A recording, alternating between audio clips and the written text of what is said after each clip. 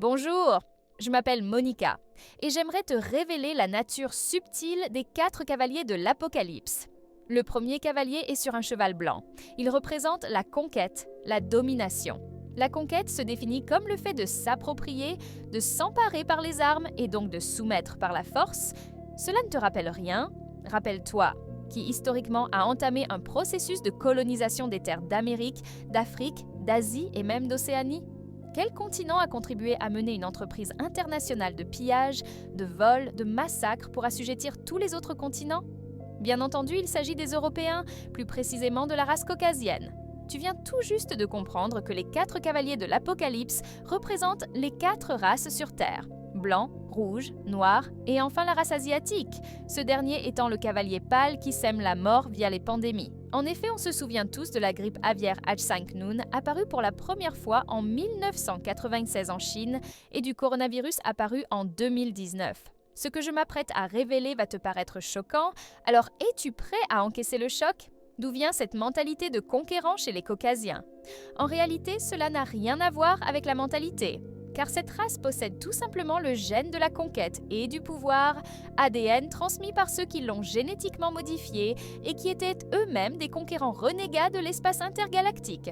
Les tablettes sumériennes parlent très bien de ces conquérants de l'univers, qui sont des dieux déchus reptiliens. Ainsi, ce qui est en bas se révèle comme ce qui est en haut. Peut-être que tu commences à comprendre pourquoi l'Européen manifeste un complexe de supériorité quand il débarque dans un continent du tiers-monde. Il s'est heurté aux cavaliers roux, un peuple guerrier qui représente les Amérindiens. Chez les Caucasiens existe cependant une fratrie qui est encore plus belliqueuse que les autres, et c'est elle qui rêve entre autres de faire de ce qui reste de la ville de Gaza un luxueux projet immobilier. Tout ce chaos est ainsi fabriqué pour justifier un contrôle, celui d'un nouvel ordre. Maintenant, parlons du cavalier noir. C'est de loin le plus intéressant, même si son rôle ne soit pas explicitement mentionné. Tu verras que le cavalier noir a été associé à la famine. Or, qui dit famine dit pauvreté, ce qui ramène au continent noir africain.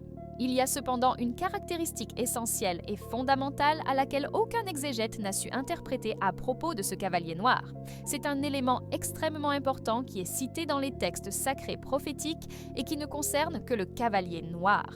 As-tu trouvé de quoi s'agit-il? Eh bien, il détient une balance. La balance est un symbole puissant, chargé d'équilibre cosmique, c'est-à-dire plus précisément de justice et de vérité.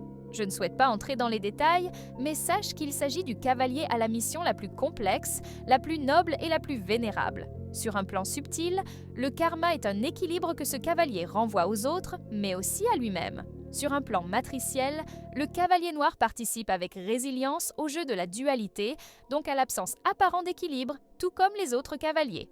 La différence est qu'il soit placé au centre du jeu et les autres le savent. Alors, as-tu compris que derrière ce 6e chapitre biblique du livre des Révélations se cache en réalité une épopée raciale ?